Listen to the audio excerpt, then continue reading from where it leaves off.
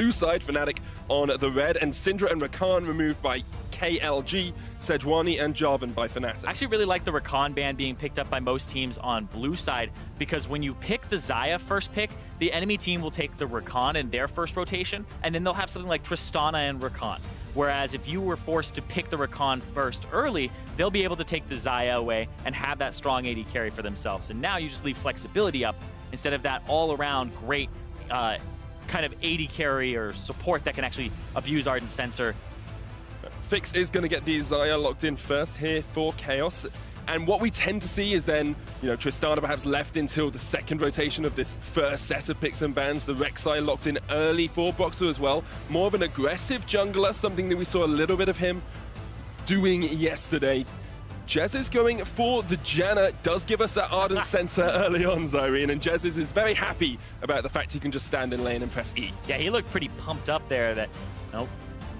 He got that Janna and he's ready to go, but this will allow them to pick the Tristana later, leave it for even further down, because I feel like for Reckless, he just plays so many things at a high level. We saw him play the Varus when he got banned out, and it didn't matter. So this guy is just comfortable on so many different champions, and the diversity that he's brought to the table is something that he's always had in his back pocket, but he's always had favorites in terms of champions or the trifecta that he would like to pull out.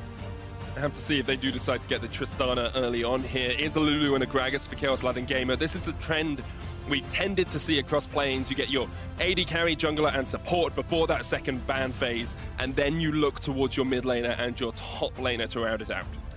Yeah, sometimes people, I believe, will pick their mid laner early on and then allow the counter pick on the red side right before the bans. It's something we started seeing in North America very frequently, was red side would pick their AD carry or their support early on, and then they would go ahead and just leave some other things up and pick their mid laner as that third pick. Fnatic taking a bit of time over this next ban. They are going to remove Talia from the pool, something Plugo plays incredibly well alongside the Orianna, of course. And now Chaos Latin Gamers respecting Cap, saying we don't want to have to deal with your Aurelion Soul. Yeah, it's actually been banned against him previously as well, making sure that he's not able to pick up that champion and, throw the kind of the spanner in the works. It was banned against him by Hong Kong Attitude in that match that went the distance. We'll see what the response is here, because a lot of mid laners being banned out. That pool is getting a little bit thinner, but it's always a very large pool. Kassadin, Corki, Cassiopeia, Orianna, there's just so many. Ryze as well is something we've already seen Cap play this tournament, so there are so many different options for him. Fnatic removing Cho'Gath from Chaos Latin Gamers, something Mantaraya is incredibly good at playing, and a top laner that is just relatively safe in lane, but can have such impacts as you get later on into the game. Nice call on the Ryze there, being banned away. It's just something that a lot of teams don't have the time on just yet, or the time against. It's something that you would have had to kind of predictively jump up. It was jumping up a bit in solo queue, but whether or not it was going to be a high competitive pick had yet to be seen until just a few days ago. And there's the Orianna, and with Cassiopeia being nerfed, she's even got a harder matchup against the Orianna. LeBlanc jumps to mind as something you could potentially play here. With the Syndra banned away, the Ryze and the Talia. Corki would be a neutral matchup, and then you'd have double AD carry with Ardent Sensor. And that's the thing, you've got all of these different ideas for compositions that run through your head at this point. I'm sure Chaos Latin Gamers will have come in with a plan. At the moment, it is looking a little bit like a protect the AD carry comp, with perhaps something else on top, but instead they go for the Galio, a little bit less damage than I like to see from a comp. This is a very low damage composition. This is going to rely a lot on Fix. We talked about how he got fed on the Kog'Maw, but then he wasn't able to deliver. Now they're going all in on that. Previously, Chaos Latin Gamers earlier today played a Jarvan and Galio composition. Now it's the Shen plus the Galio. Little more protection, but it's not a Kog'Maw. It's a Xayah. A little bit more based around that mid-game power spike. Having a lane phase that does have good wave clear in it and could potentially bully. So I'm watching this bottom lane here, which is very strange, because Chaos Latin Gamers, this is Fix and Slow going up against Reckless and Jez's. This is a risk that you are obviously willing to take as Chaos Latin Gamers, but it's a gamble. But this is the point of the composition where you have to take gambles. If you want to beat Fnatic, if you want to secure perhaps that second spot in the group, you really have to take these risky plays. And you can see Reckless and Jezz do have a relatively safe lane into this Xayah and Lulu as well. Yeah, and right now you can see Reckless, he had the barrier and then it was the heal for Jezz, so just trying to have a neutral lane, and that's why I think this is so strange. Normally, we saw Caps yesterday drop the ball against Null, completely destroyed, solo killed twice in that game, had his turrets absolutely slaughtered straight down the mid lane, and it was an opening for Young Generation. Chaos Latin gamers say, we're not going to do that. We don't think we can go through Caps. Maybe he learned his lesson.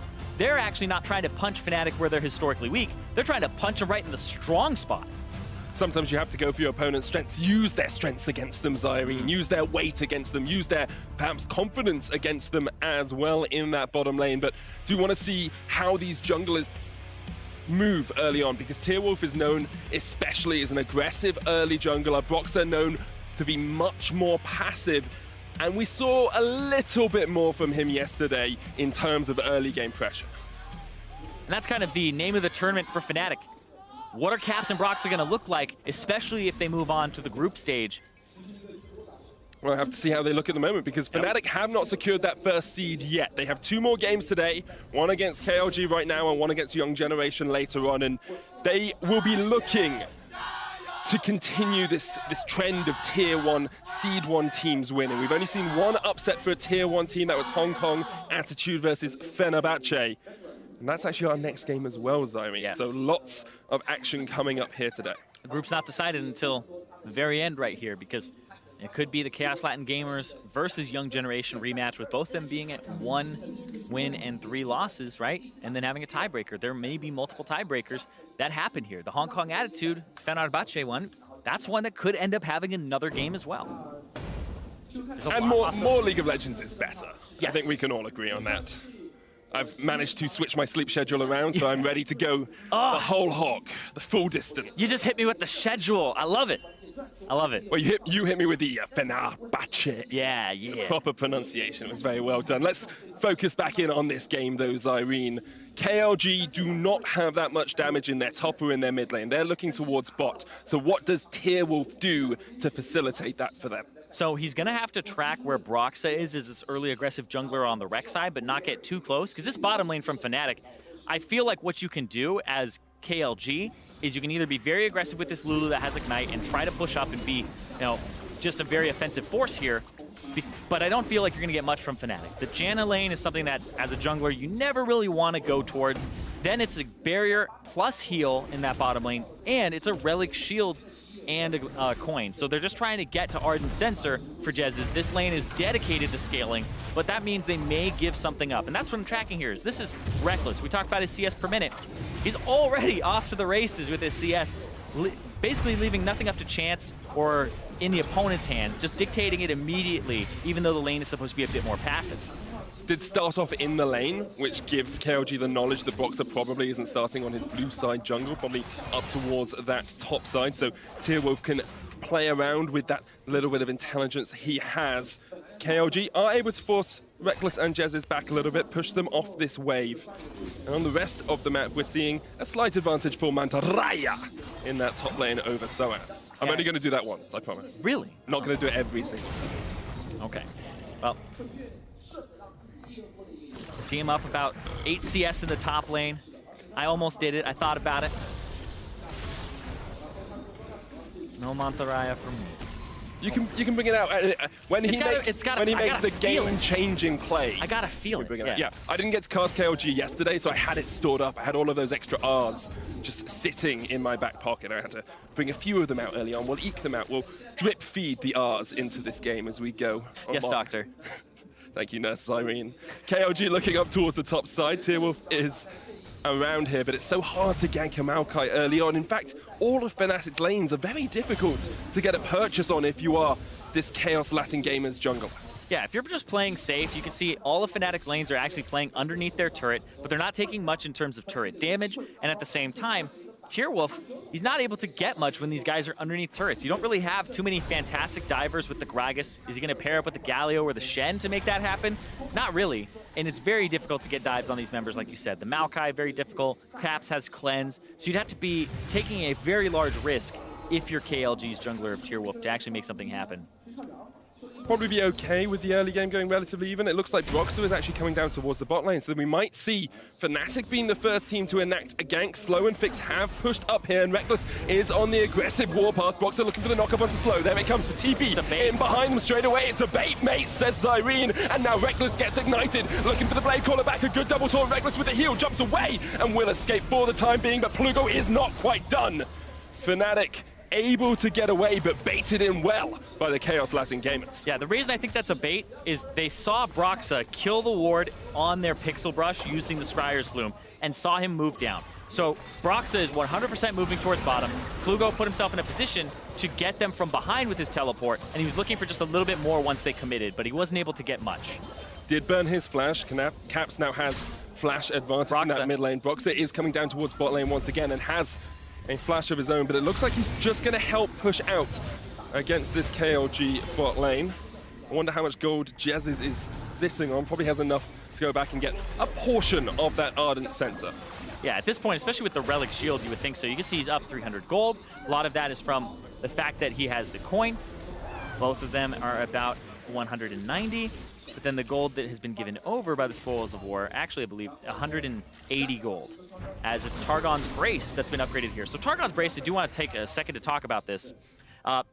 It's about a 500 gold sink, about 800 overall when you're buying the whole thing. A little bit more than that, but when you buy this item, it's not exactly cost-effective right away, but it has gold per 10 on it. Hold on. Plugo's going to put a lot of damage down on Spox. The smite comes out for the health. Here's Caps from the side, but he hasn't got 6, just the command protect. Now Caps forces Plugo away. Tearwolf helping out with some trades here as well. Caps is going very aggressive as he pushes in towards Tearwolf, but not going to be able to get too much more out of that. Yeah, they decided not to go ham there, especially since Plugo used his flash earlier on. But looks like Tearwolf is just going to go for the trade. Plugo. Tearwolf looking for the trade as well. And United comes in. It's a bait once again as Mantaraya joins the fray. Flash torn in. Cap still not 6. Broxer no flash of his own. Mantaraya and Plugo are looking for the chase, but cannot quite get on towards that Rek'Sai. So I was trying to see what was going on there. Mantaraya was 5 in the top lane, barely hit 6 there, and then he goes in. So that's what they were waiting for, and that's why Tearwolf felt confident to stick around in that bush. Our representatives from Latin America South doing a great job in this early game, continually pulling Fnatic in, making the plays that they want to make and making Fnatic think that they have the upper hand before turning the tables and taking some of these summoners. And you can see that Fnatic are respecting their opponents right now, but at the same time, they can't end up giving these gigantic CS advantages over to them. We have 10 down in the bottom. There's 10 up in the top lane just about. And now we're looking at Tearwolf being able to bully Broxer a bit with a level advantage. So if you give them a lot with this composition, that's exactly what they need. They need Fix to have an advantage. They need to get their tanks to a point where they can dive, because this composition, when it hits mid-game, you need to keep diving. That's how you push the pace with this low damage comp, is when you hit those tanky spikes, just get under the turret, keep going, hit their low mobility carries like the Orianna most likely than not, and try to just blow people up and use that kind of flex muscles with the items you have. And it's interesting because we do see an advantage for KLG in terms of CS, but Fnatic actually have the gold lead here, about 500 ahead. A lot of that is going to come from the bottom lane as well. It's like Jez's is about 400 gold ahead of his counterpart at the moment, or 300 or so. And that's just such an advantage you can get out of these passive lanes with the Targons, with the Nomad's Medallion as well. You gain a lot of gold without the other team sometimes realizing it. Yeah, so it's actually been about 300 gold that's been generated from the Targon's Brace, so just a kill, pretty much gone over to Jez's from having this Relic Shield purchased by Reckless. And I want to talk about the Targons a little bit, because even though it is something that you sink gold into as the AD carry, and a lot of people would be like, well, you're not getting BF sword items, you're not pushing towards those. This is actually fantastic because it gives you gold per 10, and then the stats on it actually are not bad at all. It's got 175 health. And remember, when you complete this quest, you get a shield that's based on your level that refreshes. When you hit level 9, that shield plus the HP on the item is worth 1,200 gold, and you spent 800 on it. The item essentially becomes 150% cost effective with that shield. And remember, AD carries like Tristana, you do want to have some type of survivability. With the shield is definitely something that you would really want early on, instead of having like a BF sword in your inventory when you hit the mid game.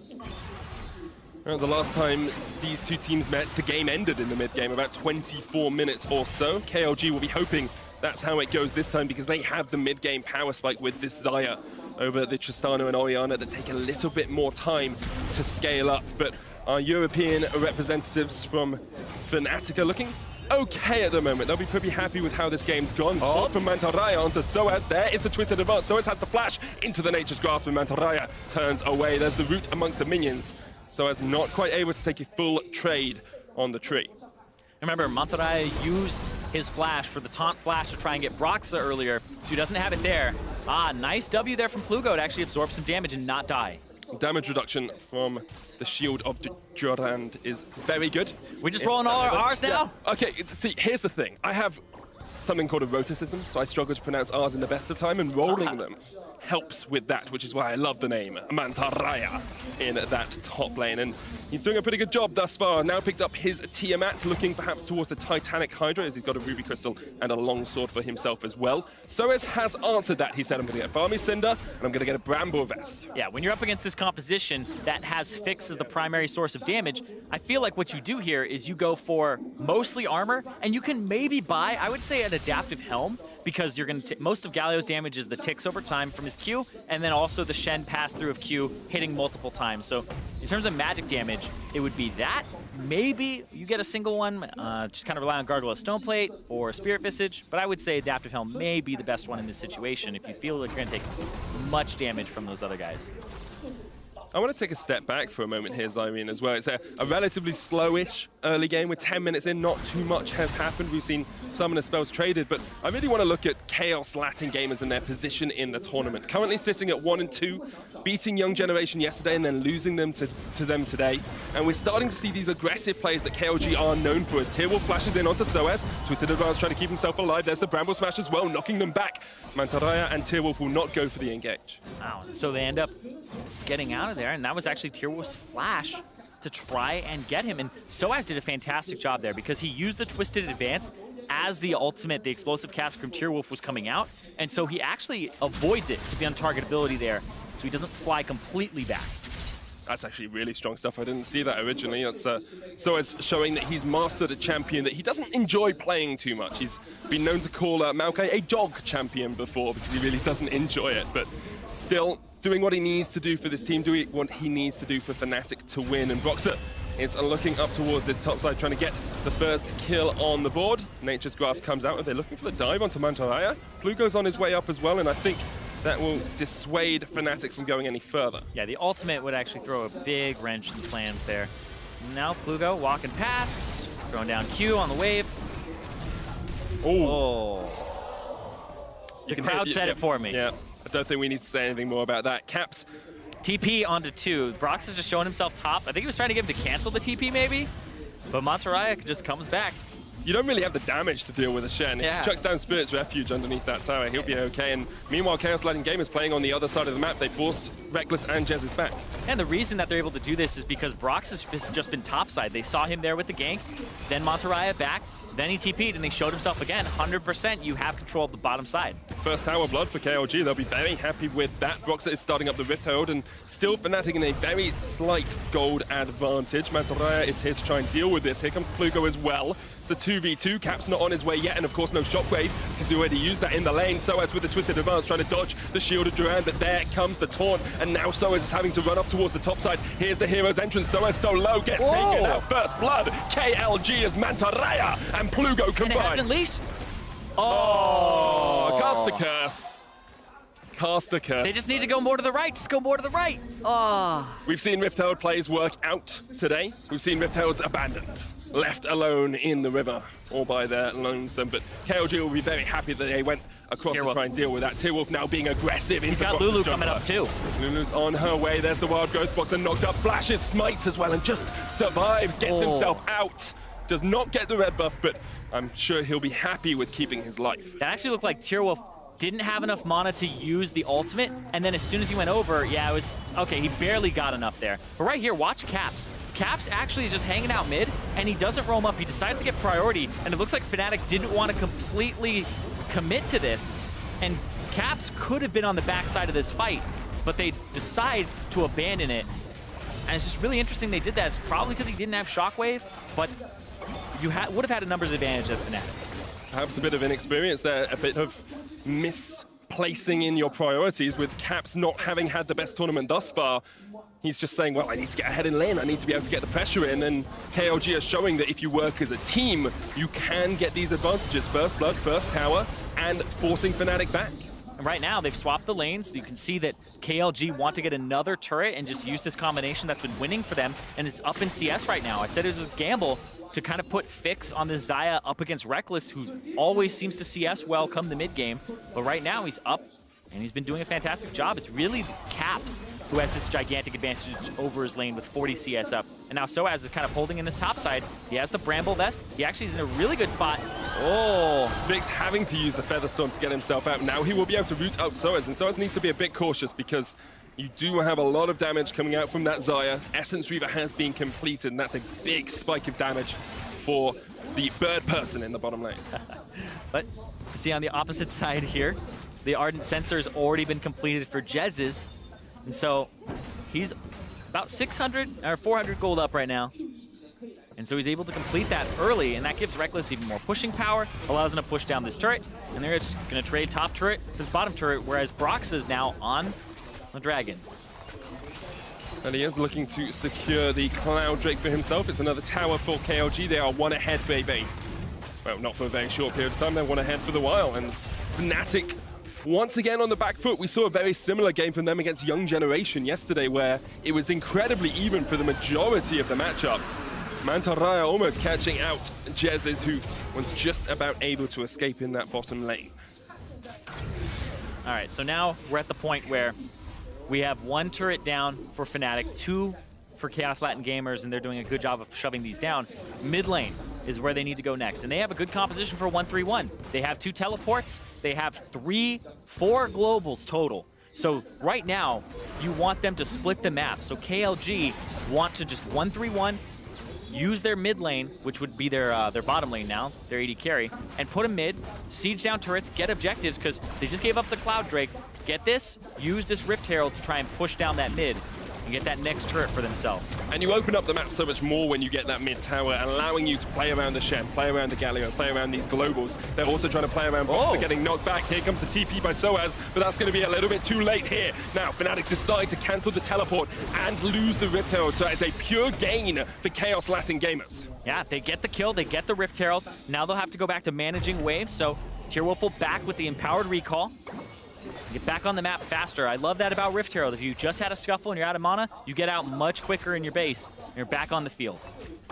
Sometimes it makes me not want to use the Rift Herald, though, because I could have a 4-second back timer. I could just get back even quicker. Blueguy having a great lane in this mid lane, and once again, although Caps is ahead in farm here, we are seeing him struggle to have an impact on the map.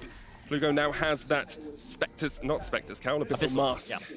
It's something that I've been seeing a lot when Galio was just played in the mid, both in solo queue and in professional play, is that this champion is just so hard to get stuff from. So even though you have a 50 CS advantage plus for Caps right now, he's about that 60 mark, it's very hard to get things from this Galio because of his teleport, because of his ultimate, and the damage reduction. So it allows players who may not be, just objectively as good as their counterparts, a way to kind of be alive in that lane and provide for the team. So right now, though, top lane, we're seeing double globals on the opposite side, so as no teleport, so Mantarraya could join this. And they're just going to try to siege down this turret here. Tearwolf on the back side.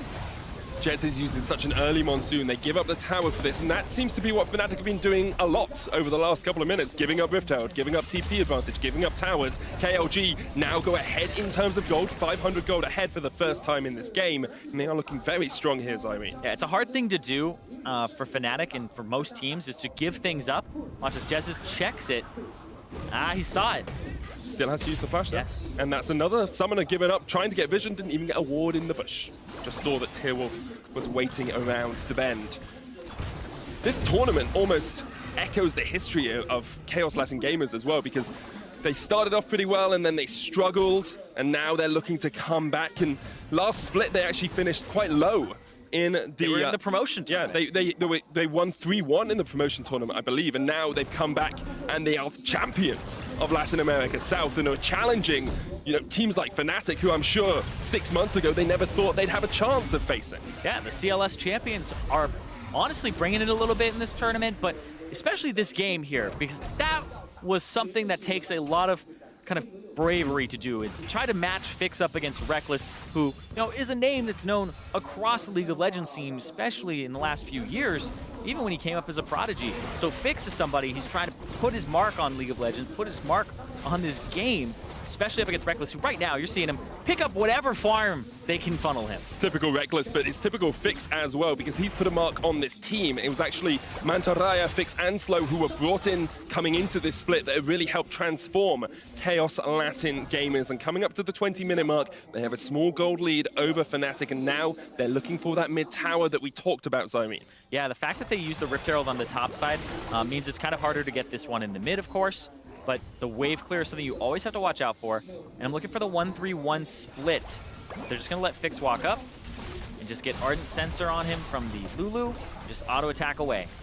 Well, down to half already. Good chunk of damage there. We are starting to see Caps continue to extend that gold, that CS lead in the mid lane, 80 ahead of his lane opponent. But this is the thing with tanks as well. After you start getting a couple of items, the more items you get don't give you as much of a bonus as perhaps they would do on an AP mage. Yeah, and just to put it in perspective as well, he's about 75 CS up right now. He's actually only up about 600 gold because of the 2 kills that went over to Plugo. So he has those 2 kills, he has 2 more turrets worth of gold, and it's just a small difference here instead of a massive one. And because of the objectives as well, Slow and has been able to make up some of that gold difference in the bottom lane. That Targon's Brace not doing as much now as it had done before. Targon's Brace has earned 977 gold on the side of Rekkles, so giving over a ton of gold to his support. But like you said, it was kind of made up. An extra 1,000 gold going over to the support, and now Jez and Rekkles will be able to secure a tower for themselves in the top lane. Game slowed down a little bit here, more just chip damage happening across the lanes, and with Mountain Drake being up in 20 seconds and Baron live, that's where I expect to see these next team fights occurring. And the mid lane is something big right now where both teams are kind of converging around it, and like you said, the Mountain Drake is important. Of course, getting mid priority is the name of the game right before that spawn. I'm sure one of our people on the analyst desk would talk about that for quite a while. Mark Z, very well known for his mid-priority debates and discussions. Yes, I don't know how much of a debate it is. I feel like it's a concept in League of Legends that you really just have to understand mid-priority. Right now, I feel like KLG have it, and they're just going to be able to get this. Yeah, opens up the map for them now. They're able to come down this river, secure themselves a Mountain Drake, 22 minutes in or so. It's a big Drake to have as you're pushing towers. So what Fnatic literally just did is we look at things and we go, oh, that's a free dragon. Nothing in League of Legends is free. What they've traded is, Fnatic have traded a Mountain Drake over for farm on Rekkles. He pushed out the top wave, he got to sit there. Normally you would be like 80 carry, come down to the dragon, and then you have to have the 80 carry and mid laner split farm as you have like the Maokai top to get that. And they're just saying there's more important things in this game, and it's getting Rekkles farm to hit that mid late game. So you're seeing it in action where Rekkles split pushing is a very active choice for them to funnel it because they value that very highly. And both he and Caps are averaging well over 10 CS a minute. So they are getting that farm, they are getting that gold on towards them. Caps has finished the Andries Torment. T-Wolves gets jumped on here by Rekkles, looking Another for reset. the recharge, but here comes the Galio, and perhaps Rekkles has been baited in, knocked back Mantaraya there as well. The Taunt drops up Fnatic at 5 members, and now Rekkles is still alive. Already we're going to see the KLG members falling lower and lower. The Shockwave double flash. Here comes the Featherstorm from Fix, but already Soas has been able to kill T-Wolves. Slow dead as well. KLG had no damage, and Fnatic had the members to back up Rekkles. Like we said, super low damage composition. Plugo, Mantaraya, Tierwolf, they have the tanks there. Slow gets there. Fix is the last one to show up to the party, and he's the most important person. He was the birthday boy. He was the birthday boy, but he wasn't able to make the plays that he needed to do, and KLG gave a few presents over to Fnatic, but at the moment they're trying to be the party upsetters. There's the Baron falling, Fix dead as well, and now KLG have to run for the hills. Plugo caught out the explosive charge, doing a lot of work. He's going to get taken down eventually by Fnatic, and Fnatic will get 5 kills and secure themselves the Baron.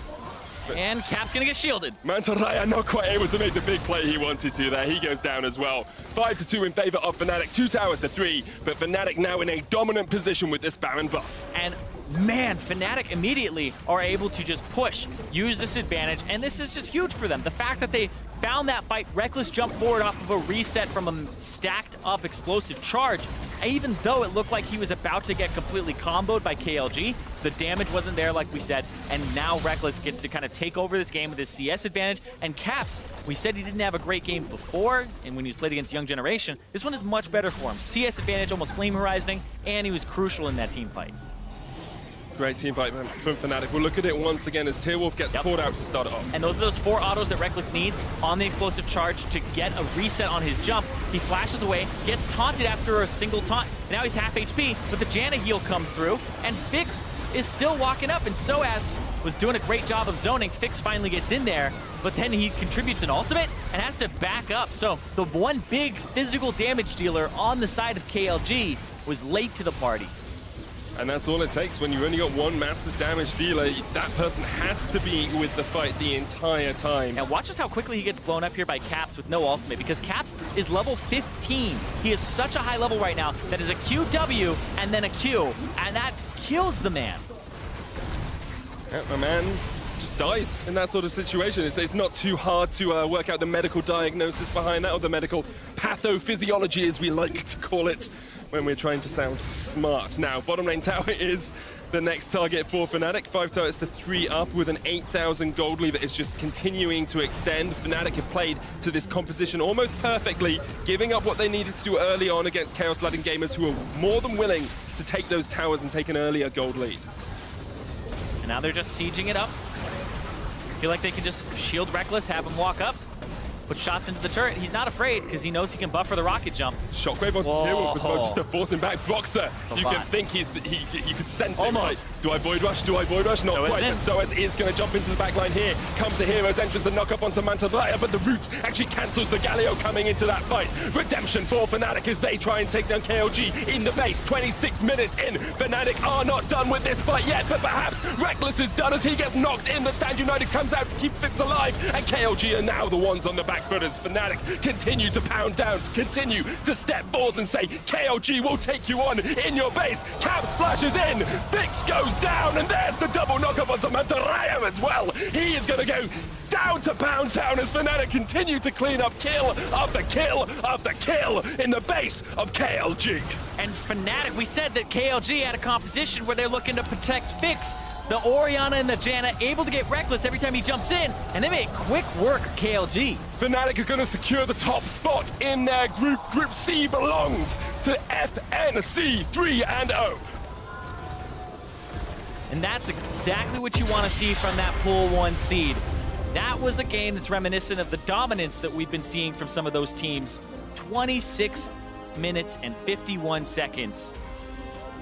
It took them some time. It took them some time to really come online, but what I love about it is the fact that they were willing to wait it out. They were willing to give up towers when they needed to, and they knew if they could get that one pick, that's when the game would turn in their favor. Yeah, and Caps did a fantastic job of biding his time and just CSing. He knew that the CS advantage was going to be enough. His level advantage manifested itself at the Baron, and then just giving these shields over to Reckless when he jumped in, saving him with all that extra AP. There just wasn't enough damage on the KLG side, and Fnatic knew that that was kind of just going to show itself if you let the game get to that mid-game point without dropping anything. If you let Fix get fed, it's a completely different game. But because he wasn't, and because he didn't get his feet off the ground, they were able to just stall it out, make sure nothing happened in the early game, which was what they were trying to do, is just play under turret, and then hit that mid-late game and just have those team fights with Reckless. Well, to get their thoughts on that win, let's send it over to Dracos and the analysts. Thank you very much, Medic. Now, in an earlier game today, Chaos Latin Gamers, they tried something in draft. They tried putting everything on to the 80 carry. It did not work. They tried again. Tell me what happened, gentlemen. It did not work. And like Rusty was saying, you know, this is something that they do domestically a lot. Yep. But I think it's time to realize that it doesn't work here. And I felt like they were too slow to learn that lesson. They try and go all in once again with that strategy, and it completely comes up flat. Yeah, the thing with this composition as well, having one carry when they're against Fnatic's comp, is that they just have to dive bottom. At level 6, it's Shen this time for Mantaraya, which is a great champion for him, almost a signature champion that you shouldn't give him. We saw a good performance from him, but he's going bottom lane. He's absolutely going bottom lane with the Galio. However, that wasn't the case. They decided to help each other. It's just that they couldn't help the bottom lane enough to get them far enough ahead that you could compare that having one carry to what was the 3 of Fnatic. Yeah, I mean, they did win bottom lane on the side of Chaos Latin Gamers. You know, they took the turret first. They had a small CS lead, I believe. But like Rusty's saying, it doesn't matter if you gank the Shen lane unless he gets huge. They never actually converted any of those kills. Soaz did a good job withstanding that pressure. And then as you head into the mid game, Fnatic's comp just has so much more options in terms of dealing damage. And one of the big issues that we've talked about in this tournament is that teams, rather than playing their own game, will attack kind of what their opponent is trying to do. We've talked about whether or not that is the right choice. Of course, Shen, it's a great pick for Mantaraya. We can't take that away from them, but trying to play around the bottom lane against Fnatic, a team who has seen success pretty much exclusively when they are playing around their bottom lane, feels like a risky gambit. Yep, it's a very risky thing to do, so maybe you don't want to play around it, but I will give credit where it's due to KLG for doing well when playing around it. The ultimate problem still comes back to that draft of having a Galio, and this comes back to your point of, are they playing around having a Galio for themselves, or are they taking that Galio away from Fnatic, and what does this ultimately give them when they're lacking in that extra damage source, because they get walked over? Yeah, I really don't have too much to add to that. It's just this comp does one thing. It has to snowball. It has to get the AD carry fed, and your AD carry is ahead of the other one, but that's not the same thing as being fed. Yeah, and we can see exactly what happens when a team fight starts to turn against them when they don't have enough damage as we look at a replay brought to you by Acer Predator.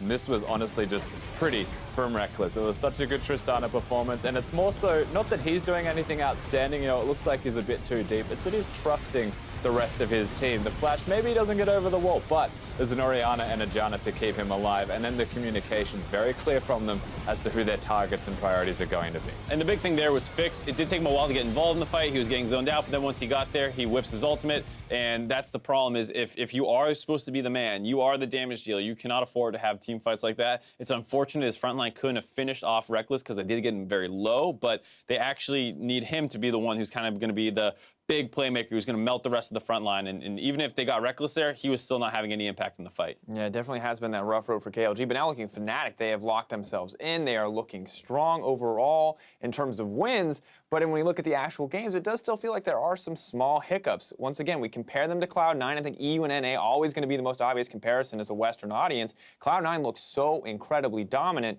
Fnatic still appear to be struggling. Yeah, Cloud9 were just much more dominant in all of their games. It was a clean 4-0 from them and very much deserving of that first place. When you highlight Fnatic's shaky performances, there's positives in all of it. Their bottom lane has always been a consistent positive. Caps shows up in this game, but there's still the fundamental of how are they getting caught out of position? How's the top side now suddenly struggling? And why is there always one place that is a question mark for them instead of just being a 5-man clean game? I think the one thing that's good for Fnatic here is that while the mid lane does seem like potentially a exploited position if the enemy team throws a lot of resources there, none of the second seeded teams seem to have that as their primary focus. If they were going up against Cloud9, I think that's very, very scary with how dominant Contracts and Jensen have been together, but it doesn't feel like anyone that they will actually have to play in the elimination stage has that amount of synergy around the mid lane. Yeah, and really curious to see what they're going to adapt, what they're going to focus on now. Obviously, still some time to improve, still some room to kind of mix things up, to try something new. We're going to see what they decide to do with that. Well, to hear more about the newest team to promote into the play-in stage, let's send it over to Fish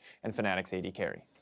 Thanks, guys. I'm here with Reckless, AD carry for Fnatic after their victory. Reckless, you missed out on coming to Worlds last year, but now you're back. How does it feel to be back on the World stage? Obviously, it feels really great to be back. I feel like I wasn't complete as a player after I missed out on Worlds last year. It really didn't feel like I accomplished what I strive to accomplish in my career.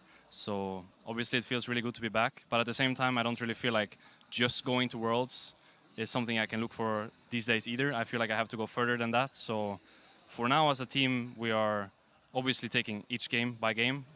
We need all the wins we can get. But getting like top 8 or top 4 at Worlds would definitely be a dream of mine, that's for sure. We can get into that a little bit later on. I really want to talk about this play-in group stage so far, because a great, strong start. You're 3-0. You still have one more game later on today against Young Generation, and they looked very different today than they did yesterday. Are you guys confident going into the match, and what are your thoughts on going into this final match?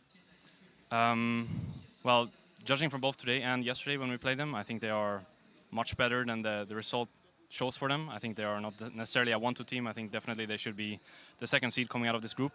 So we're not taking this match any lightly, especially since if we were to give them a win, that would automatically make sure that KLG are out. So we're going to try our hardest to give them a fair fight in a potential tiebreaker.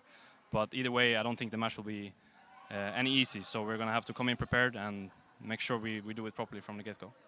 Well, that's great to hear. And finally, no, you just said that you kind of want to go top 4, top 8. You're looking towards the future, moving out of the play-in stage potentially. What is it going to take for Fnatic to go the distance and try and make it all the way at Worlds this year?